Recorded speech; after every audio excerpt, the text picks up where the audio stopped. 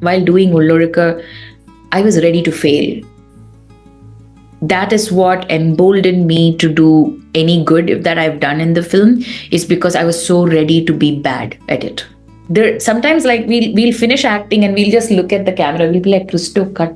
Christo, like, you can't say cut because Christo's like, I don't know when you guys are done because this is going on. I'm like, yeah, and that spurred something on me.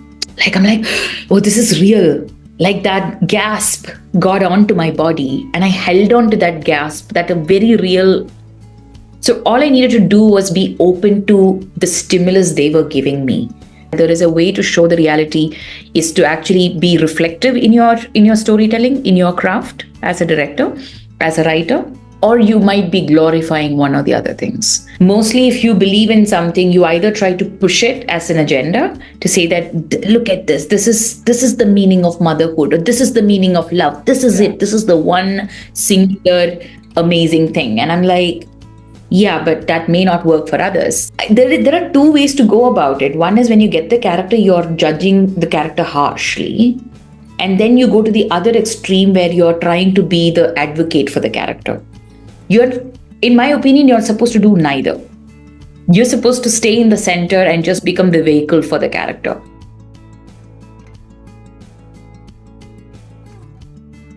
Hello everyone, welcome to Filmcopath.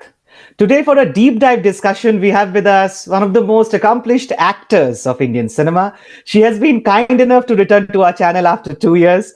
Parvathy has joined us today to discuss which we feel is one of her most beautiful films, Ullozhukku, The Undercurrent, released earlier this year, a movie which has been appreciated by one and all. Hello Parvathy, thank you for joining us today. How are you doing?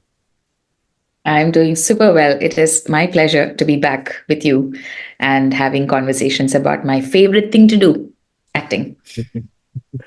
It's totally a pleasure, Parvathy, to talk to you anytime. So my first question to you is, tell us about the audience response to Ullozhukku in India and in festival rounds. We were really surprised that there has been not much backlash or harsh reaction on the characterization of Anu. We expected that there would be some sort of it, but that kind of thing didn't happen. So what do you feel? How has things gone for Ullozhukku? It is so strange because I feel like sometimes some movies come out with some very interesting and nuanced, honest characterizations of women. And there is an uproar. There is such a like, oh, if a man had done this, then, if the gender was reversed, all that starts on the social media spaces. And so when I was playing Anju, I was so ready for um, for that character to be judged and like treated very harshly in terms of, but I knew that from the script that I read and from the way that it was being made, that Christo had a very non-judgmental lens on her. She was going through her life and it seemed like, this is something that I've said before several times, is that there is a way to show the reality is to actually be reflective in your storytelling, in your craft as a director, as a writer, or you might be glorifying one or the other things. It's either I don't want to like put just two categories. There are several blurry lines there, but mostly if you believe in something, you either try to push it as an agenda to say that, look at this, this is the meaning of motherhood, or this is the meaning of love, this is it, this is the one singular amazing thing. And I'm like, yeah, but that may not work for others. So there is the glorifying part of some way that some films are made.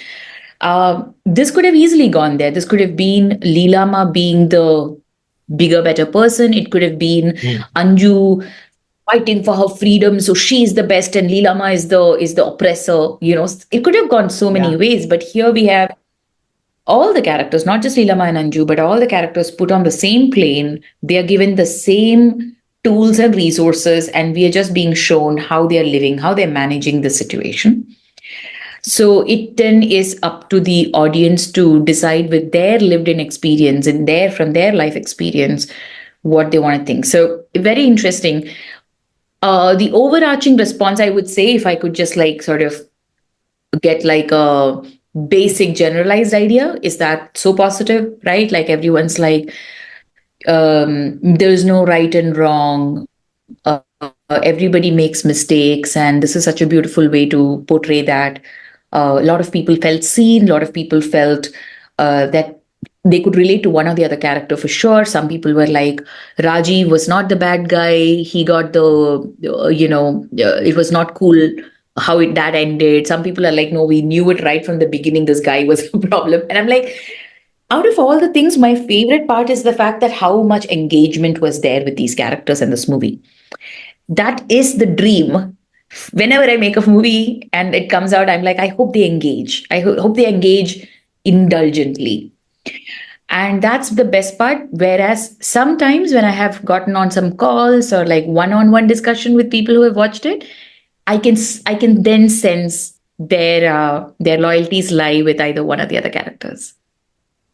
And I'm like, oh, your takeaway is so different than my takeaway, you know? So yeah. Yes, yes. And do you think it is to do with the Malayalam audience as well? I mean, they are more kind of receiving to content which is not so generally. Yeah, I mean, I I'm do just believe that. wondering, and it still not has come to OTT, Yeah. which will open to the rest of the country. And we're very eager to understand how the response happens.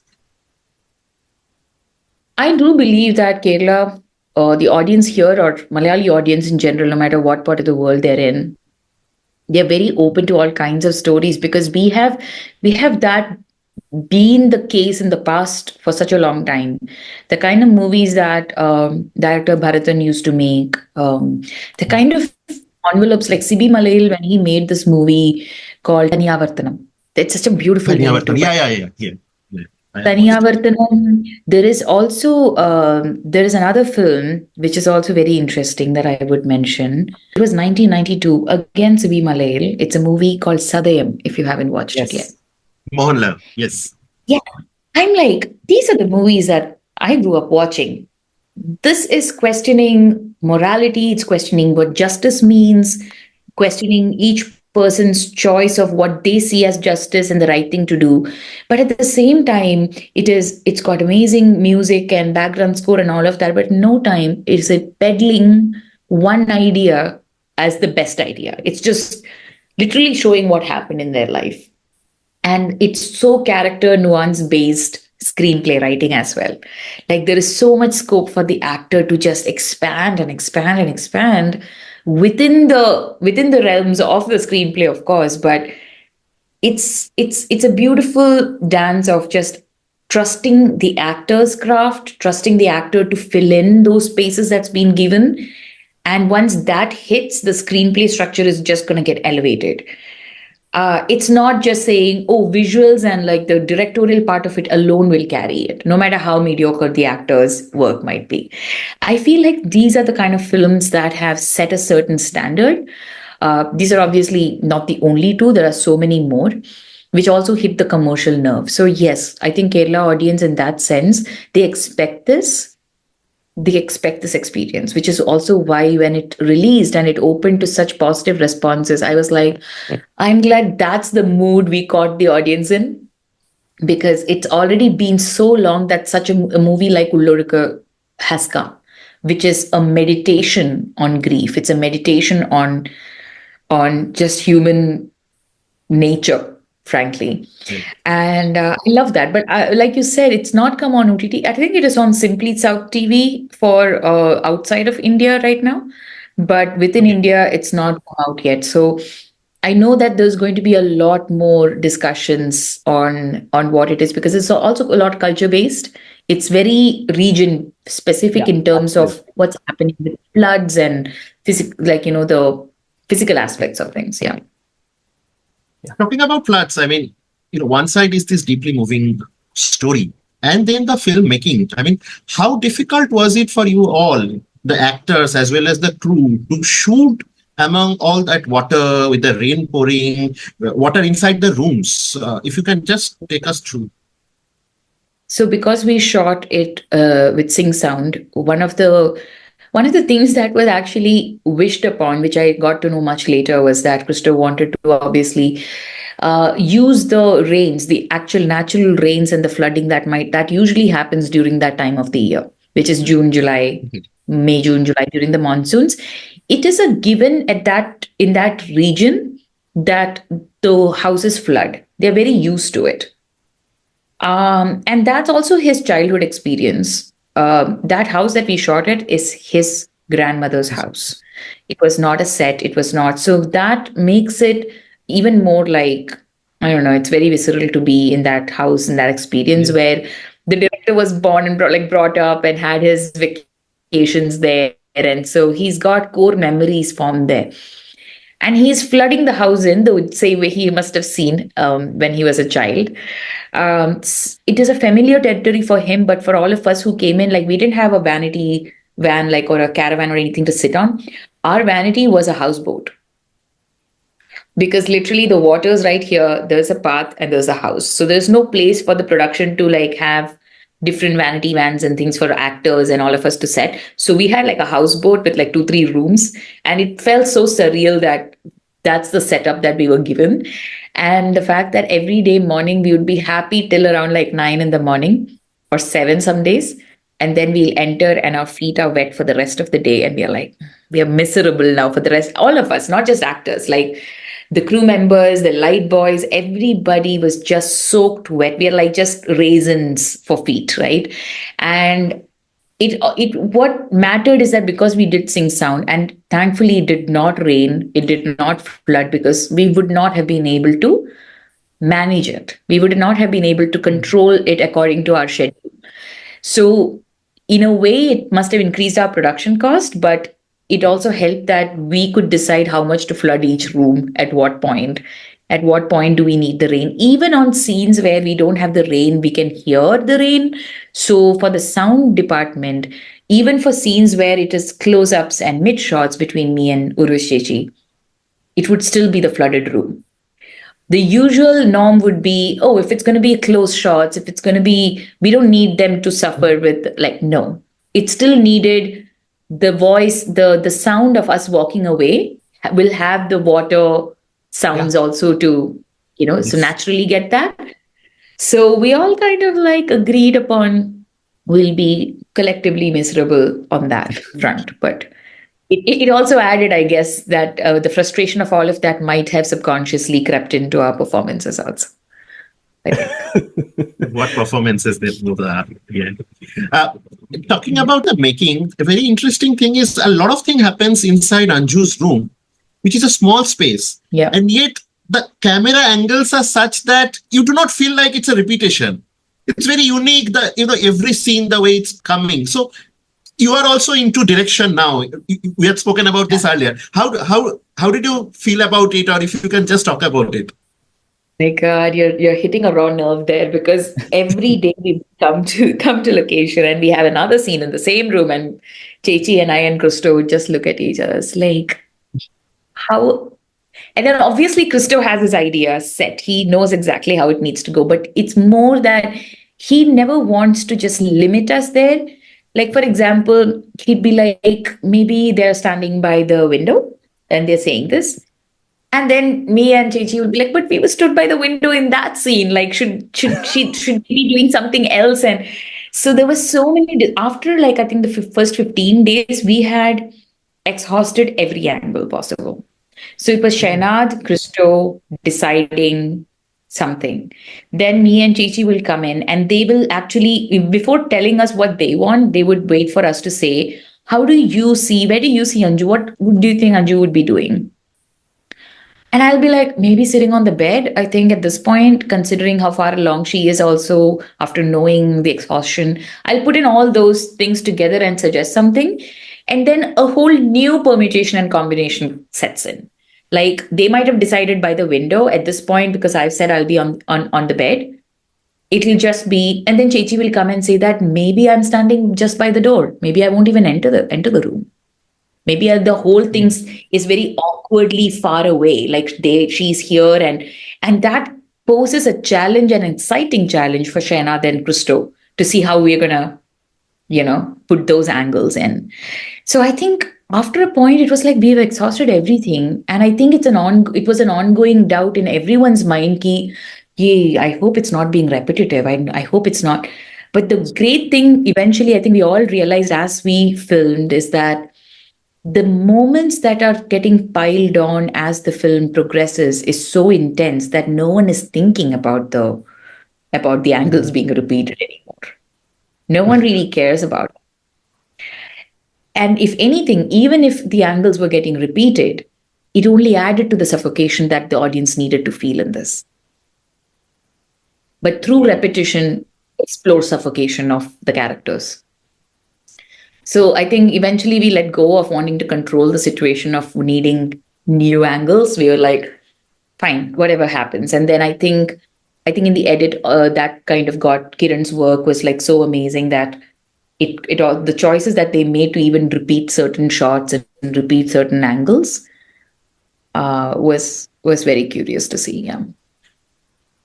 Yes, I think it also like puts the fact in perspective that how important are powerful actors in your cinema, and like because this is a kind of cinema where easily one can get exposed because there is nothing much happening. It is this one house and there are these two Yeah. actors, but you just cannot move your eyes from either you or Urvashi when we see it, because it's such a powerhouse of performance which is happening right in front of us. I mean, that is absolutely amazing.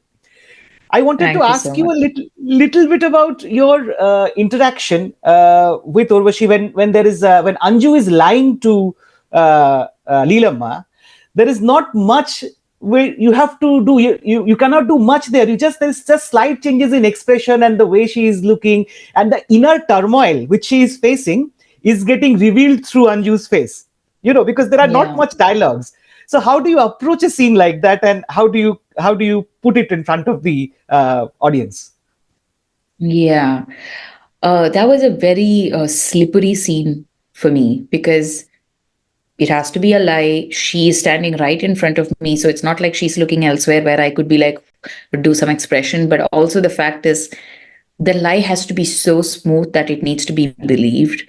At the same time, you have to be aware that the audience is going to judge Anju so hard for being so ruthless with her lie. Like, how easy is it for you to lie, girl? Like, how easy? So that happens, right? When someone lies to us, I sometimes feel like we believe them, and later on we figure out it was a lie. I'm like, wow, I feel like such a fool because you were so natural in that. Like it must have been so easy for you to lie. So my question started from there is that it actually started backwards. It was like the perception of how Anju would be perceived became this non-starter of a debate in my own head, not even with Christo. Because that's the thing, right? I think sometimes as actors, I feel we can slip into spaces where we are like we want to cheerlead our character also. We don't Yeah. want them people not like our character. I want them to like Anju. Like at that point, I'm so knee deep, like neck deep in Anju. I'm like, I get her. I understand why she's doing it. Now I'm the one who's holding the torch and running and saying, but understand Anju, like, there are two ways to go about it. One is when you get the character, you're judging the character harshly. And then you go to the other extreme where you're trying to be the advocate for the character. You're, in my opinion, you're supposed to do neither. You're supposed to stay in the center and just become the vehicle for the character. Both the other extremes can get you to perform in a way that is affected with an ulterior motive. Getting the character to be liked is not an actor's business, in my opinion. Getting the character to be judged is neither an actor's. My only job there is to just embody her, and then the grammar that the filmmaker applies is what will get the audience to either like her, hate her, judge her, whatever. So that sort of equanimity towards the performance needs to be there. So I was actually going through that at that during that scene. I'm like, I know it's like me versus me having this. Like, I know you want people to like Anju, but she's gonna lie. That's her only out. Like so that's the fact. That's the scene. How are you gonna do it? But it gave me a very interesting perspective. Is that it was easy for Anju to lie to Leelama because at that given moment, Leelama was still her adversary.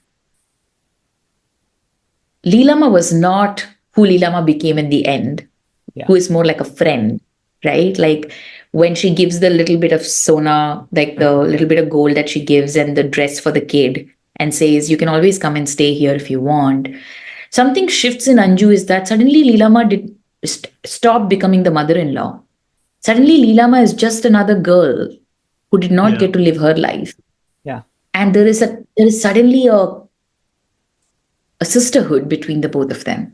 Just two women dealing with the cards they were dealt with Yeah. and sort of being in solidarity with each other. Because she actually says that no, our like more than anyone else, I understand what you are going Yes. through. And that makes a world of difference for Anju, which is why later on the cemetery scene, when Rajiv says what he says, which is way out of the line, you would see the choice of looking like he says that Anju is shocked, but you can see before Anju goes into herself, her first instinct was to look for Leelama. Like that's an immediate shift. If you watch that scene, the choice I had made for that performance was that that's even before Anju realizes Leelama has become a safe space for her, her body knew, you Yeah. know. So coming back to where she's lying, it was easier for her to lie, say, just look straight into her eyes and say, "You don't trust me?" Well, clearly you shouldn't trust me, but you don't trust me? That comes so easily for her because at that point it's me and Rajiv on one side and you all on the other side. Yeah. So when it comes to Mm. survival instincts, lying becomes easier. It's not a character choice. It's not a value system issue. It's that in that given moment, I'm gonna do whatever it takes to get out of here unscathed. Yeah. And it's so beautiful, all those sequences where Lilama is trying to pull Anju. She's holding to her, she's pulling, and you are trying to, just Yeah. very subtly shrug off, taking the hand out of her Yeah. hand, moving a bit away. So beautiful. And I think my favorite scene of yours was that hospital scene when the husband dies. And there's this expression Yeah. in your face. I mean, you were crying. There's also a relief that the secret will not be out just about then. And you are also not in sync with so many things happening at the same point of time. I mean, Yeah. there's no dialogues, but the way you present that look, it's I mean, Mm. I think I am kind of feeling this is your best performance. I love Takeoff and a couple of others, but this is kind of I think I like this as the best performance of yours now. I appreciate that. That scene again. The thing is, right now the movie was filmed 2 years ago, so Yeah. there's been a fair amount of distance from the experience itself, so that I can look at it a bit more objectively. But I do remember not that vividly, but I remember being like in the hospital in the ICU, filming that scene, and like most of the scenes that I have played in this for Anju, I had no game plan. I had like zero game plan. I was after like the first week, maybe I had some game plan, which all got shattered because nothing was actually hitting the right spot because all the game plans were actually standing in the way of reaching a certain authenticity. Mhm. So, and how do you realize it's not being authentic? You either know it in your heart, you know that Christo is not finding it authentic either, but sometimes you're like, this is the best that's coming out, so maybe we'll revisit the scene again. Also had a great opportunity to tell Christo that I'm not getting the scene right today. Can we do it another day? And the entire team working so hard to like reschedule a scene in like a limited capacity that we are running on is a big help for any actor to have that luxury to ask the directors like, I am so misaligned for the scene today. Can we try to shoot? Can we do another scene today? Like I was so blatant with my demands with these kind of things because I was like some days I was so out of alignment.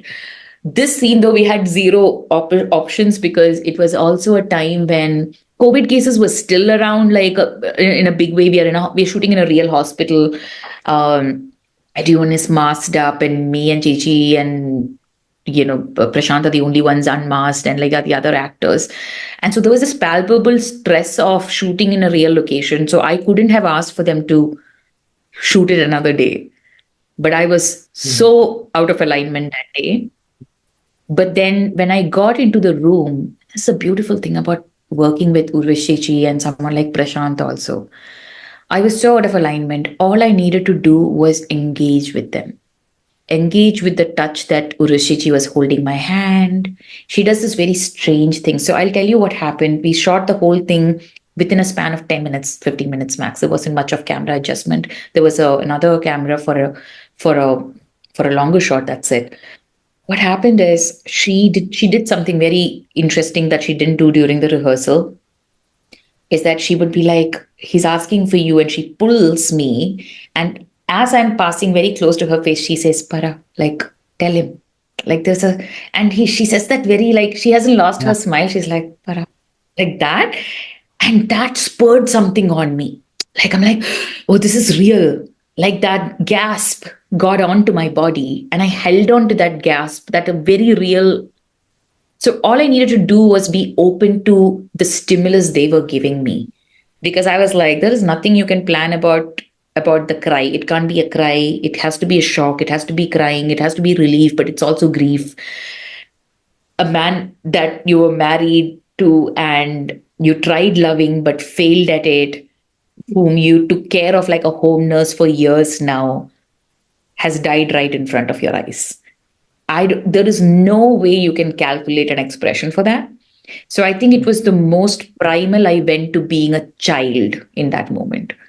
I think I have found my own face go into that zone very few times in like upon reflection and in hindsight. And I'm very excited that you actually brought that particular shot to our conversation, because the few times that I did watch the film, and I don't usually watch my own films, but this one I have watched several times just purely because I love the film so much. I could watch that and I was like, that's a stroke of luck right there. I mean, of course, I was being very open as an artist too, but I would not have been able to attain that level of what wherever Anju was present, if not for what my co-actors gave me. What timing the both of you had. I mean, that reveal scene, when your secret is out, the way the conversation works, the pauses, I mean, the way she says, are you sure? I mean, you tell what it is, and then she's still trying to not believe that, and she says, "Are you sure?" And she looks one way, you look the other way. How did you work on the timing? I mean, do you actually prepare that? I mean, how do you do that? So weird. My memory serves me right. There are very few scenes where we actually did a proper rehearsal. It was always just a movement rehearsal as to, oh, I'll get up from here to go stand there. So there should be a camera focus. The focus puller will need to know around where we'll go and stand. So just to mark the positions. And we will know the lines. And there are, I think, maybe 3 or 4 times where we actually have said the lines out loud. And then even when we do that, we are like, we don't know if this will work. And then we'll be like, "Yeah, karke dekhte hain yaar. Let's try. Let's get it out of our system. Maybe if it doesn't work, we'll have to go back to Christo will go back and write something new. Or he'll actually ask, do you feel like saying something else? Can you try saying that? And we'll see if that is more Anju at this moment." That particular scene,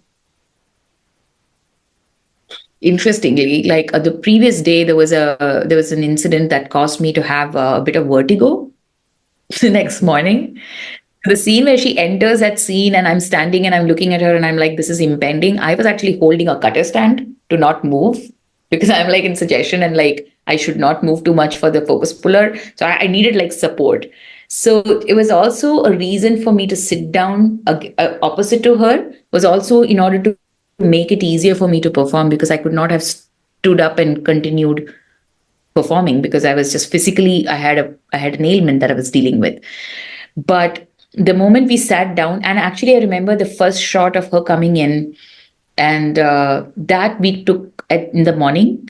Then I went and took my medication and I slept for 3 hours while they shot another scene, and then came back to this. So I feel like some of these things that people don't obviously get to know is all these little jugaad stuff we have to do when we are also going through some physical illness and stuff. And that helped because I slept well and I took my medication and came back. I was way more like relaxed and present, and my vertigo was like handled. When we sat down, we barely had enough time to discuss what to do. We just went for it. And by that time, I think we both had a certain understanding of how much improvisation we might end up doing. And the best thing about Urvashi is that you can improv a way to your extreme pleasure, you can do that. She's gonna catch on and she's gonna build a whole Taj Mahal on that. And then I will build on that, and then she'll build on. That's one thing that I mean. There sometimes like we'll finish acting and we'll just look at the camera. We'll be like, Christo, cut. Christo, like you can't say cut because Christo's like, I don't know when you guys are done because this is going on. I'm like, yeah, there is no actual. There are so many times a cut is not even warranted because it can just keep going. So yeah, there was no plan to that scene. I remember watching the scene later when the movie released and going, look at the stuff she's doing in that shot, like her gasp, her little her heart breaks like ugh, like that, in her face. And I'm like, Yes. wow. Yes. I did not know any of that because I was busy being Anju, so I didn't know what her responses were. Yeah. And we have like so many such moments across the film where the actors are dealing with their expressions and it brings out the best in them. And one of the scenes which we have to talk about is obviously the last scene of the film, our favorite scene of the year. Tell us how does one react after delivering such a moving scene? Like, how does one come back to reality? If you could tell us a little bit about the reactions of the two of you and the unit after the last scene, that particular scene was shot as you go and sit on the boat along with Leelamma. I'll tell you the at least my experience is this. I don't know if it's different for Chechi or for Christo for that matter, because we had the worst 2 days of shoot while trying to shoot that scene because it wasn't raining until then. And that those particular 2 days where we were shooting outside, it's not the house, it's not a contained location. We are by the boat jetty, and we are there, and it started raining, and then it was like super high sunshine, and then rain, and then immediate sunshine. So Shenad and the camera team were just at their wits' end. They just didn't know how to go about it. Like which color tone do we match? Like do we like what are we doing? So there are times when we were just sitting in the car and waiting. We'll do one shot and we'll run back inside because it starts raining, and then suddenly it's like bright sunshine. They were already struggling with the technical aspect of how to match this, or should we shift to another day? And but we couldn't because we are all running out of budget and we needed to like be smart about things while having such an intense climactic scene going on, to have to deal with something that's very normal in any film, but it just added to the stress of it all. So once the scene was done, we were all so just tired and done with this extremities that we were going through emotionally and physically because of the logistics. We just said bye and left. Like we just did not even reflect on the scene, right? Like we did not. Like I remember just like it was nice working with you all. Bye. We took a lot of photos. It was not the actual final day of shoot. The final day of shoot was actually the very last day of shoot was the first scene of the film. Oh, The scene at the shopping mall, And the which we sari, shot like a month. Yeah. So I feel like the main principal shoot got over and we were all very much done with each other. As much as we loved each other, we were like, hey, bye. So when I saw the movie is when I remembered the impact of that scene. yeah. I was not prepared for it. Much like how much people have loved the ending, I was bawling when I watched this. I don't usually get impacted by a movie I have done because my critique on my own performance is so harsh sometimes that I can't enjoy the film. So I watched it once and I watched it the second time. This is way before the movie released, and Christo was sweet enough for me to watch the film because I had to prep for the interview and stuff. So I watched it in the second time. I just couldn't stop sobbing because it was such a joyous climax. I loved the climax. And I did not understand the pr- profound nature of it until I watched it. While performing it, no idea. We were just going through the motions trying to get the scene done that day. Yeah. How does it feel to be like such a boss lady and keep putting out these performances one after the other in film after film? Like, how do you keep pulling this off, and how do you feel about yourself when these things keep on happening? Like, we have been seeing you And we see that, okay, obviously, like she was so good in Uyare, isme to utna acha, maybe she cannot, maybe this is it, this is the best, maybe, okay, we saw her there, oh, maybe. Every time you come on the screen, how are you outdoing yourself? What is this actually? Yeah, this year has marked my 18th year, I think, Yeah, having yeah. started acting. I forget excellent or par excellence and all of that. Thank you so much for saying all that. But in reality, when I'm living a life through these performances, then there is a lens on you as an actor, not as a person, because as a person, really, no one really knows who we are as actors. Only we are out there. When there's a lens on you, and there's like always a spotlight on you to see, are you getting better, are you getting worse, it's easy to sort of lose track on, are you enjoying it or no. Yeah. What is your experience with your art? What has helped me a lot is either by default, by structure, or by design, when I plan it, there have been enough and more breaks between one movie and another. Like, for example, I did a movie called Karcha from M.T. Vasudevan Nair sir's anthology that's going to release also on the 15th of August. I got to work with Shyam Prasad sir. It was 9 days of shoot. It was a short film as a part of the anthology. I filmed that, I think, in 2021. And 2021 was also, I think, the year. No. Yeah, I did that in 2021. There's months and months of gap, and then I get to do Ullozhukku. Then a whole 6 months go by and Tangalan starts. So my life experience of doing these films is all these little gaps in between where actual life is happening, where I get to reflect. What do you want to do? Are you happy doing this? Are you happy with the characters you're doing? Are you happy with how you're doing them? What do you want to change about your career? I mean, all these reflections with self, with my friends, with my family, is what makes me excited about each next step. Is that I love drama so much, and I've been given, like in Hindi they say, na, like chappat bhaad ke, like I've always been given such amazing dramatic roles. Granted, a part of me is now dying to diversify and do more comedy and thriller and genre bending kind of stuff as well.